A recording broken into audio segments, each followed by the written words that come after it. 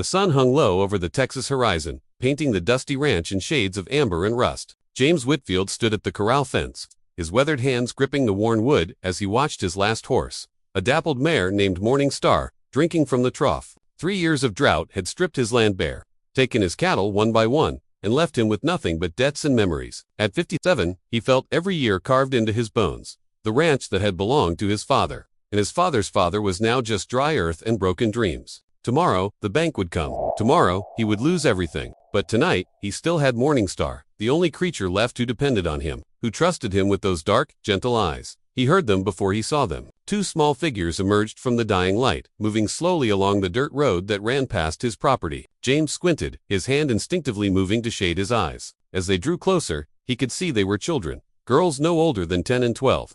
Their Apache features unmistakable in the fading light. Their clothes were torn and dusty, their feet wrapped in rags, and they moved with the careful deliberation of those who had walked too far. The younger one stumbled, and her sister caught her before she fell. James felt something twist in his chest. He had heard the stories, knew about the Apache families being driven further and further from their ancestral lands, forced onto reservations hundreds of miles away. These girls were alone, lost, and in his 30 years of ranching, he had learned to recognize the look of those who wouldn't survive another day without help. He opened the gate and walked toward them. The older girl tensed, pulling her sister behind her, but she was too exhausted to run. James raised his hands slowly, showing he meant no harm. He had picked up enough Apache words over the years from trading and occasional encounters. He spoke gently, offering water, food, shelter. The younger girl's eyes flickered toward his house, then back to her sister, pleading. That night, James gave them everything he had left. He cooked the last of his flour into bread, opened his final can of beans, and watched them eat with the desperation of those who hadn't seen food in days.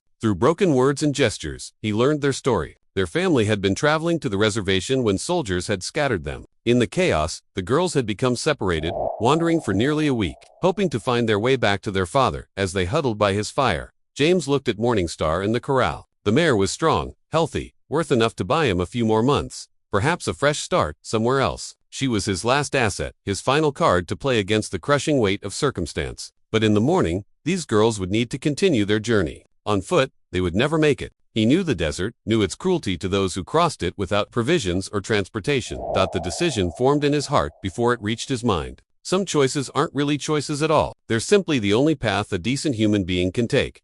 Before dawn, he woke the girls. He had packed what little food remained, filled his last 2 canteens with water, and saddled Morning Star with his best tack. The older girl's eyes widened as she understood what he was offering. She shook her head, trying to refuse, but James pressed the reins into her hands. He drew them a map in the dirt, showing the direction to the reservation, marking the water holes he knew existed along the way. He told them to ride together, to follow the stars if they traveled at night, to trust the horse. Morning Star was smart, steady, could carry them both. The younger girl threw her arms around his waist, and James felt tears sting his eyes for the first time in years. He watched them ride away as the sun broke over the horizon, the mare's hoofbeats fading into silence, and with them, his last hope of salvation.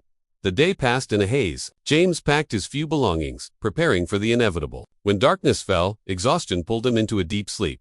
He woke to the sound of horses, many horses. His heart hammered as he stepped outside into the pre-dawn darkness. Silhouettes surrounded his property, mounted warriors sitting perfectly still, their presence both threatening and magnificent. At their head sat a man whose face was carved from the same stone as the mesas, his eyes reflecting the first light of day.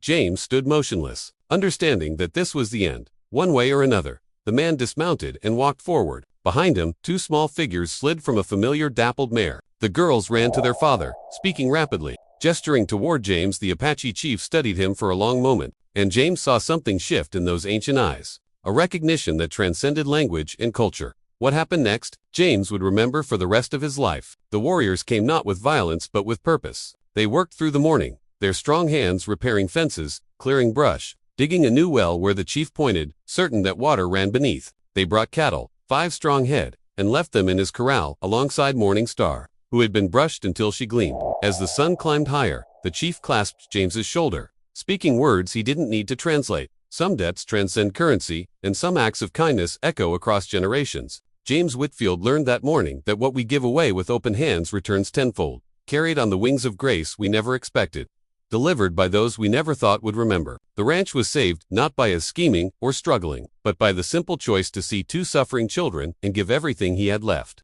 In losing his last horse, he had found his humanity. In that humanity, he had found everything.